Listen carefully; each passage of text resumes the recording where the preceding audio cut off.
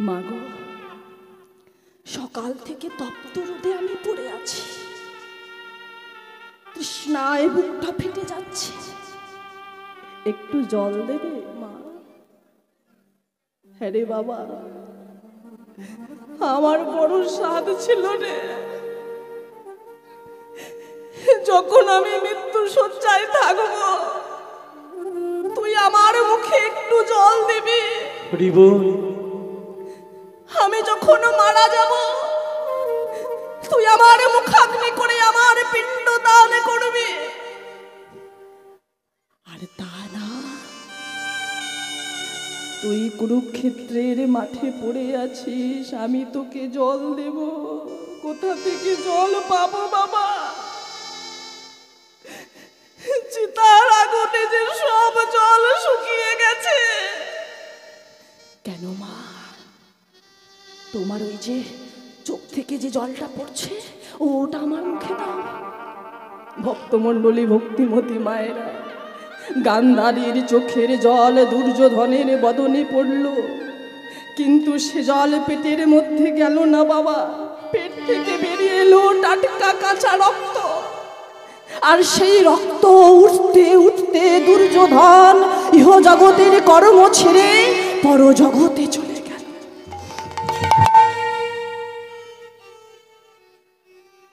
নিজের আদরের ছেলেটাকে কোলের মধ্যে করে নিয়ে বসে আছে, মনে মনে ভাবছে যে আমার ৯৯টা ছেলে মারা গেছে, শিয়াল কুকুরে তাদের টেনে ছিঁড়ে ছিঁড়ে খেয়ে নিয়েছে, কিন্তু এই ছেলেটার আমি সদ্গতি করব। আমি চিতা সাজাবো, আমি কাঠ কুড়াবো, আমি মা হয়ে সব পারি। মা হয়ে আমি সন্তানের জন্য চিতা সাজাতে পারি, কাঠ কুড়াতে পারি, কিন্তু সন্তানের বদনে আগুন দিতে পারবো না।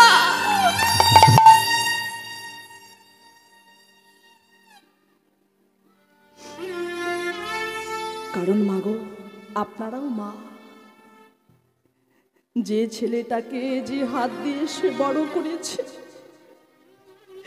নিজের বুকের রক্ত পান করিয়ে তাকে বড় করেছে, ছোটবেলা থেকে যে মুখ দিয়ে সে মা মা বলে ডেকেছে, সেই মা বলা পাখির মুখে মা হয়ে আগুন দিতে পারবে না।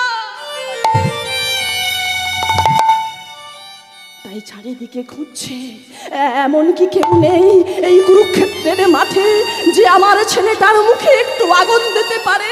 কেউ কি বেঁচে নেই? কে যেন পিছন থেকে বলে উঠলো, আমি আছি। কে তুমি? কে তুমি? সামনে এসো। দেখতে পাচ্ছি না কেন? সামনে এসো। যেমনই না ভগবান শ্রীকৃষ্ণ সামনে দাঁড়িয়েছে, গান্ধারীর ভিতরে আগুন জ্বলে উঠেছে।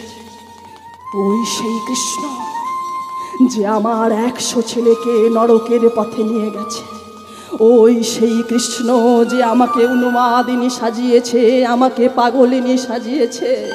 কৃষ্ণ, ওই দেখো হস্তিনাপুরের প্রাসাদ আছে দাঁড়িয়ে, থেমে গেছে কাল, কোলাহল পড়ে আছে মধুরিম নিস্তারিণ পাথরের সম, স্থাবর জঙ্গল নদ নদী বলে নাই নাই নাই। এসেছিল সাথে শত বাধা দিক সম, নিয়ে গেছে রথীন্দ্র দধিকর। কৃষ্ণ তবু তুমি নীরবে নিথর, ছাড়িব না তোমারে। জানি তুমি ঠক লম্পট চতুরের শিরোমণি কৃষ্ণ, তবু তোমারে করিব আমি তীব্র অভিশাপ। পিসিমা, কেন করিতেছ মোরে অভিশাপ? কি অপরাধ মোর? কি করেছি আমি? কৃষ্ণ রে, বলতে পারিস? কত পাষণ্ডকে তুই তো তোর চরণে ঠাঁই দিস, তুই তো পতিত পাবো, তুই তো করুণা ঘরণী সিন্ধু,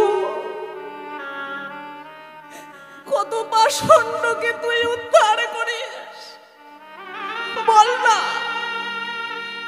আমার 100 ছেলের মধ্যে কি একটা ছেলে ভালো ছিল না? একটা, যে আমার শেষের সময় আমার মুখে একটু জল দিত? একটা ছেলে কি ভালো ছিল না, যে আমার মুখাগ্নি করে আমার পিণ্ড দান করত? বল না কৃষ্ণ, তুই আমার 99 জনকে মারতে পারতিস, একজনকে বাঁচিয়ে রাখতে পারতিস। তাই শোন কৃষ্ণ, যেমন করে আমার কুরু বংশ হলো ধ্বংস, ঠিক তেমনি করে তোরই চোখের সামনে তোর 56 কোটি যদু বংশ হবে ধ্বংস, ধ্বংস, ধ্বংস। ভক্তমণ্ডলী, ভক্তিমতী মায়েরা, যিনি সর্বসৃষ্টির কারণ, যিনি সমস্ত প্রলয়ের কারণ, তিনি তো পারতেন বাবা এই অভিশাপটাকে খণ্ডন করতে। না, তিনি তা করলেন না। জগৎ জানুক, পাপ কোনোদিন তার বাপকে ছাড়ে না।